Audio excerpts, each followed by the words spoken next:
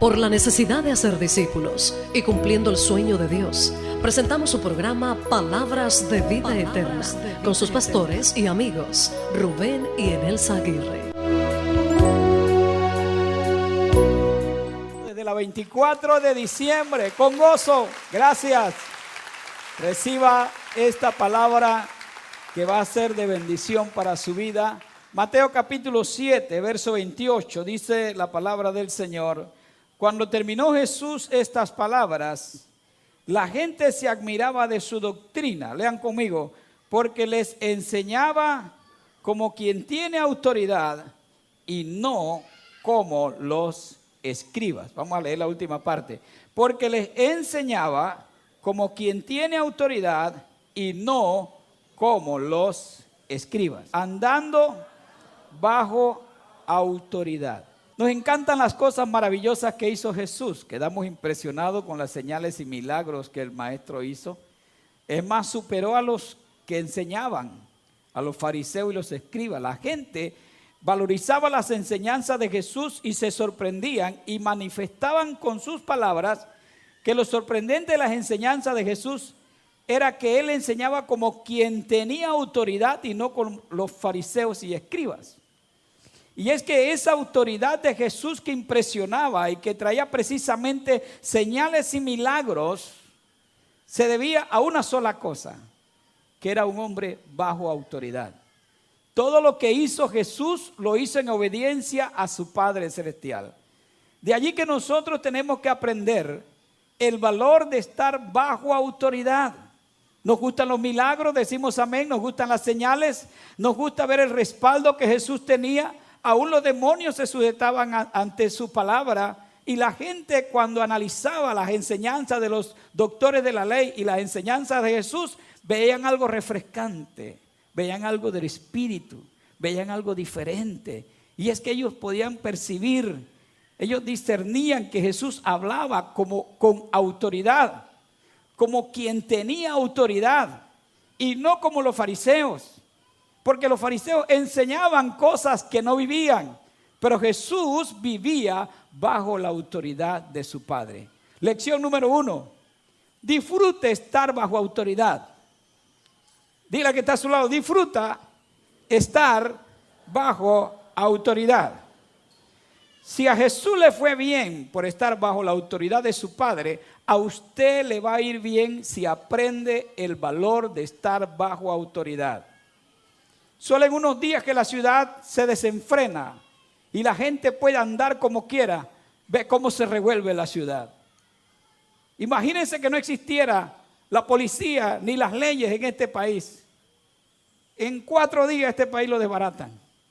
Pero damos gracias porque todavía hay autoridad. ¿Cuántos dicen amén? Y sobre toda autoridad hay una autoridad espiritual que tiene la iglesia. Y mientras la iglesia mantenga su autoridad espiritual, este país no va a ser envuelto en fiestas paganas. Este país va a ser conservado por el Espíritu Santo para un gran avivamiento, para un tiempo de gloria. Bendito sea Dios. Disfrute estar bajo autoridad. No sé qué piensa usted de estar bajo autoridad. No sé si te atormenta todavía pensar en estar bajo autoridad. No sé si ves como un problema estar sujeto. No sé si lo ves como una maldición estar sujeto. Pero quiero decirte grandes beneficios de estar bajo autoridad. Por eso te digo, disfruta estar bajo autoridad. Es una bendición poder estar bajo autoridad. Cuando usted no está bajo ninguna autoridad, usted está en problema. Cuando usted pierde todo tipo de autoridad, usted se vuelve un absoluto. Y un absoluto no va a ser respaldado ni por Dios ni por nadie. El único que agarra a los absolutos es Satanás. Usted sabe que los demonios son especialistas en meterse dentro de personas que no tienen autoridad. Una vez estuve en una casa de muchos jóvenes que estaban endemoniados, estaban medio drogados y eran como 14 jóvenes. Y a mí me llamaron para echar fuera demonios. Yo estaba muy joven todavía en el ministerio y me metí en ese problema. Y yo reprendí a uno acá y caían 2 adentro. Y yo me puse a analizar y pregunté, ¿dónde están los padres de esta casa? Y dice, no, aquí no hay papá, aquí no hay mamá, aquí no hay nadie. Puros muchachos. Los demonios hacían fiesta en esa casa. Y entonces Dios me habló. No hay autoridad. Cuando no hay autoridad, todo el mundo hace lo que quiere. Y cuando usted no considera valioso estar bajo autoridad, usted es candidato al fracaso. ¿Me está viendo? Dile a que está a tu lado, no seas candidato al fracaso. Valorice y disfrute. Jesús disfrutó estar bajo autoridad. ¿Y sabe bajo qué autoridad estuvo Jesús? Bajo la autoridad de su Padre. Quiero que busque Evangelio según San Juan, capítulo 6, verso 38. Dice, porque he descendido del cielo, no para hacer mi voluntad. ¿Cuántos quieren saber dónde estaba el éxito de Jesús? En que estaba sujeto, estaba bajo autoridad. Hermano, escuche, si usted quiere tener autoridad, aprenda a estar bajo autoridad. ¿Cuántos pueden darle un aplauso fuerte al Rey? Aleluya. Aprenda a estar bajo autoridad. Veamos lo que dice. Porque he descendido del cielo no para hacer mi voluntad. Diga conmigo, he venido a Cristo no para hacer mi voluntad. He venido a ser discípulo no para hacer mi voluntad. Me he casado, digan los casados, no para hacer mi voluntad, sino la voluntad de mi esposa. Estoy sujeto a mi mujer, digan los hombres, estoy sujeto. Todavía hay más machitos aquí, digan, estoy sujeto a mi esposa. Los hijos digan, estoy sujeto a mi papá. Digan los hijos, estoy sujeto a mi papá cuando me da la gana. ¿Qué sujeto es eso? Uno piensa, hermanos, que Jesús tuvo éxito porque venía con todo el poder. No venía solo con todo el poder, venía con todo el respaldo de su Padre porque estaba bajo la autoridad de su Padre. Es una bendición que aprendas a estar bajo autoridad. Te voy a dar algunos secretos del valor de estar bajo autoridad. Jesús no vino para hacer su voluntad. Venimos al cristianismo y creemos que podemos hacer nuestra voluntad. Hay gente inventando cosas. Ahora, cuando tratamos en los retiros, en nuestros encuentros con la gente que no se casa, ahora están sacando enseñanzas de que no es necesario casarse. ¿Te está oyendo eso? La gente que no conoce la Biblia sacando doctrinas. Hermano, pero si lo importante es el amor, si uno se ama no importa si no se casa. Es amor, el amor es libertad, dice. Hermano, escuche. Usted no ha venido al cristianismo para hacer su voluntad. Ha venido al cristianismo para hacer la voluntad de su Padre y hacer lo que dice la palabra del Señor. ¿Estamos de acuerdo? Venimos a hacer la voluntad del Padre. Dice, porque he descendido del cielo. No, diga conmigo, no para hacer mi voluntad. Hermano mío, no estamos para hacer nuestra voluntad. Pero luego él dice, sino la voluntad del que me envió. Y dice, y esta es la voluntad del Padre, el que me envió, que de todo lo que me diere, no pierda yo nada, sino que lo resucite en el día postrero. Hermano, usted sabe que Dios me llamaba la atención. ¿Cuántos discípulos hemos perdido? Casi siempre una persona que falla la perdemos. No sabemos restaurar. ¿Sabe? Hemos estado aprendiendo el arte de restaurar gente caída. Porque a veces somos campeones para dejar que por un error la gente fracase. Y a veces un error ayuda a que las personas se levanten y no caigan más. ¿Cuántos dicen amén? Tenemos que aprender el arte de que la voluntad de Dios es que nadie se pierda. ¿Cuántos 12 tú tenías y cuántos te quedan?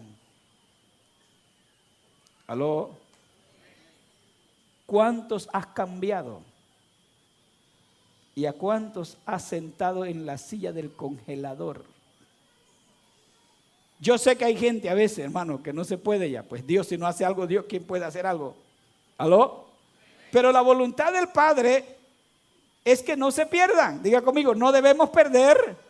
Nuestra gente dice, debemos ganar los perdidos, pero no podemos perder los ganados. ¿Aló? Eche una mirada hacia atrás y sentirá espanto. Jesús vino, dice, hacer la voluntad de su Padre. ¿Cuál es la voluntad de su Padre? Que no pierda ninguno, sino más bien que lo resucite. Hay gente que después de carnaval le tiene que ir a resucitarlo, mi hermano, porque tienen una goma paupérrima. Bailaron pegados, despegados, le jalaron la chaqueta a la reina y le tumbaron allá, hicieron de barajuste. No te extrañes que cuando vuelvas a tu célula haya alguien con un ojo negro. Resucítalo, dale un aplauso, resucítalo. Resucítalo. ¿Aló? Ahora escucha esto. ¿Qué era lo que pasaba con los fariseos? Jesús habló seriamente de los fariseos. Dice, ustedes son imponentes de carga sobre la gente que ustedes no viven. ¿Por qué habían perdido la autoridad? Porque ellos enseñaban cosas que no vivían. Ojo, cristianos, hijos de Dios, líderes, discípulos. Nos volvemos fariseos. Y yo estoy preocupado. Porque a veces la gente le es fácil enseñar cosas que no viven, amado. Nos volvemos fariseos cuando nosotros imponemos cargas sobre la gente y no llevamos nosotros esas cargas. Diga conmigo, yo lo vivo, yo lo enseño. Dile, ¿tú lo vives? Tú lo enseñas. Líderes, seamos responsables. Porque hablamos de los fariseos que imponían carga y ellos enseñaban cosas que no vivían. Y a veces nosotros quedamos iguales. Por eso la Biblia dice, en el final del tiempo muchos vendrán en mi nombre y dirán, Señor, en tu nombre echamos demonios fuera. Y el Señor le dirá, apartados de mí, no os conozco. Diga conmigo, al que más se le da, más se le demanda. El fariseísmo se había metido. La gente se habían quedado con la ley. Enseñaban bien, pero ellos pensaban que lo que enseñaban no era para ellos, sino para el pueblo. Dile que está a tu lado, dile que está a tu lado. Lo que enseñamos, tenemos que vivirlo. Alábalo si puedes. Alábalo si puedes. ¿Y qué había pasado? Los fariseos no se sujetaban a nadie, ellos hacían lo que les daba la gana, no estaban bajo la autoridad de nadie, ya ellos se creían la autoridad. Y siempre habrá un problema en el que tú vas a necesitar la autoridad o el consejo de alguien. Siempre va a haber una situación que tú necesitas sujetarte a alguien. ¿Vive Jesús? ¿Sabe que hay momentos en que yo tengo que llamar a mis autoridades? Porque tenemos que tomar decisiones y necesitamos la autoridad. Y saber que no mandamos solo. ¿Aló? Que estamos bajo autoridad y tenemos mucho cuidado con qué vamos a determinar. De lo contrario, podríamos fracasar. Los fariseos imponían y ellos ya no vivían. Hermano, escuche. Cada actividad hay que vivirla. ¿Aló? Cada plenaria, cada enseñanza usted tiene que vivirla. Cada vez que te paras en tu célula a predicar, esa palabra tiene que pasar por tu corazón, por tu vida, porque de lo contrario eres un aplicador de la palabra y no un vividor de la palabra. Diga conmigo, debo vivir la palabra y estar sujeto. Diga, debo vivir la palabra y estar sujeto. Ahora, ¿por qué Jesús tenía una palabra como quien de verdad manifestaba autoridad? Porque él estaba sujeto a su Padre y lo que decía llevaba todo el respaldo de Dios. La autoridad es respaldo de Dios. Ahora, ¿cómo Dios no iba a respaldar su Hijo si su Hijo no estaba haciendo la voluntad de Él, sino la voluntad del Padre?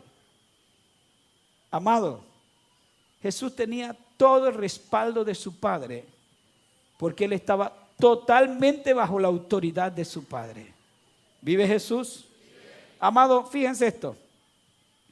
Jesús le dijo a los fariseos en Lucas capítulo 11 y que ojalá nosotros nos ayude el Señor a ver el valor de no perder la autoridad. Lucas 11:45. Respondiendo uno de los intérpretes de la ley le dijo, Lucas 11:45, Maestro, cuando dices esto también nos afrentas a nosotros. Él le dijo, ay de vosotros, también dice, intérprete de la ley, porque cargáis a los hombres con cargas que no pueden llevar, pero vosotros ni aun con un dedo la tocáis. La versión lenguaje actual, esta me encanta. Jesús le dijo, verso 46, ¿qué mal les va a ir a ustedes? Que más le vaya a ustedes también, dice, porque imponen mandamientos muy difíciles de cumplir, pero no hacen ni el más mínimo esfuerzo por cumplirlo ustedes.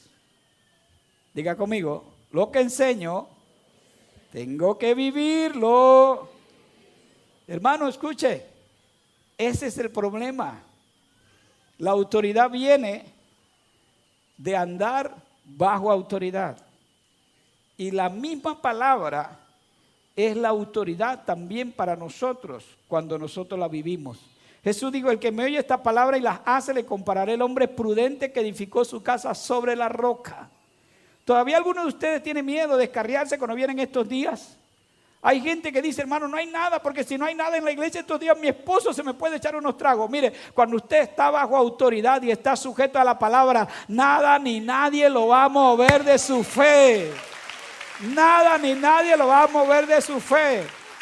¿Qué iglesia somos? Que si no hay algo nos arrastra la murga. No puede ser. Si hemos creído y somos de verdad, entonces vamos a permanecer firmes. Porque la autoridad para mí es mi Padre Celestial. Porque yo no hago mi voluntad sino la de mi Padre. Porque yo estoy bajo autoridad. Ahora escuche esto. ¿Por qué disfrutamos estar bajo autoridad? Hay algo importante cuando uno está bajo autoridad. Y es que no hago mi voluntad, por consiguiente, tengo a alguien que es responsable de mí. Por eso es que, hermano, ser líder no es fácil. Porque usted tiene que dirigir gente. La gente se sujeta a usted. Cuando uno está bajo autoridad, uno reposa en que el que lo mandó. Diga conmigo, este es el ejército de Jesucristo. Estamos sujetos a nuestro general, se llama Jesucristo de Nazaret. Jesucristo tiene sus comandos. Este es un ejército. Gente que está bajo autoridad, hermano. En el modelo del reino no trabajamos sujetando gente, trabajamos con gente sujeta. Denle un aplauso fuerte a Jesús. Porque a veces muchos queremos reemplazar la sencillez de estar bajo autoridad por creernos súper espirituales. Y usted no puede reemplazar el estar bajo autoridad por creerse súper espiritual. A Saúl le dijeron, más se agrada a Dios de la obediencia que de muchos sacrificios. ¿Vive Cristo? Todo el mundo necesita estar bajo autoridad. ¿Cuántos reciben esa palabra? Y más si usted vino al cristianismo. Hermano, cuando uno queda sin autoridad, está en peligro de extinción. ¿Me está oyendo? Fíjese lo que pasa con el matrimonio. Efesios capítulo 5. Le voy a dar una lección sencillita. Efesios 5, 21. Esto es cosa nueva que me ha revelado el Espíritu Santo y yo se las voy a dar. Dice, someteos unos a otros en el temor a Dios. ¿Qué dice? Someterse uno a otro. ¿Qué entiende usted o qué interpreta usted por someterse uno a otro? Diga conmigo, someterse uno a otro. Betancur, párate con tu esposa, a ver, ustedes son casados. Aquí está hablando de los casados, ¿sí? Dice someterse el uno al otro. Tú te sometes a ella, ella se somete a ti. Eso es someterse el uno al otro, cuando hablamos de los casados. Ahora, nosotros entendemos que solo una parte tiene que someterse. Pero no, la Biblia dice sométase el uno al otro. Que este es uno y la otra y el otro. ¿Estamos claros? Así que el que se casa ya no puede hacer lo que quiere. Hoy en día hay gente que dice, ¿y por qué tiene que decirle a su esposa? Porque estamos sujetos el uno al otro. ¿Entiende? Gracias, hijo. Ahora fíjense lo que dice. Porque el marido es cabeza de la mujer, así como Cristo es la cabeza de la iglesia, la cual es su cuerpo y Él es su Salvador. Así como, escucha esto, la iglesia está sujeta a Cristo, así también las casadas estén a los maridos. Y ahora dice, maridos, amad a vuestras mujeres así como Cristo amó a su iglesia y se entregó a sí mismo por ella. Yo le pregunto a los hombres, ¿quién está más sujeto? Y ojalá alguna mujer esté aquí y me escuche, por favor. Porque las mujeres se creen las mártires, porque dice la mujer está sujeta al marido. Mire, dice, el marido debe amar a su mujer así como Cristo amó a la iglesia y se entregó. ¿Sabe cómo murió Cristo? Atado, sujeto. Hombre, hagan su mano así, nosotros estamos atados, crucificados. Así como Cristo amó a su iglesia y se entregó y se dejó clavar, nosotros nos están poniendo los clavos. 100 marcos, los clavos. Pran, pran, Yamilé, pran. Hermano, escuchen, mujeres, alíviense. El ser cabeza es más sujeción que ser cuerpo.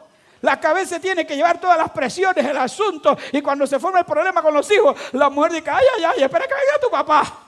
Y cuando llega el papá, tienes que hacer esto, y esto, y esto, y esto. Yo no sé qué tú dices, pero tú tienes que hacer esto. Espérate, mujer, deja que la cabeza piense que yo estoy más sujeto de lo que tú te imaginas.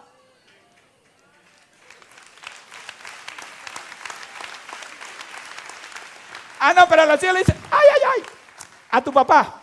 Cuando venga tu papá sabe qué va a hacer. Y cuando llegue papá, ven acá, Marco. Mira lo que hizo tu hija. Yo te voy a decir algo, lo que tú tienes que hacer, Marco. Nosotros estamos más sujetos, estamos bajo autoridad. Uno tiene que sentarse a ver y refrescarse a veces, porque como cabeza no puede ser cabezón.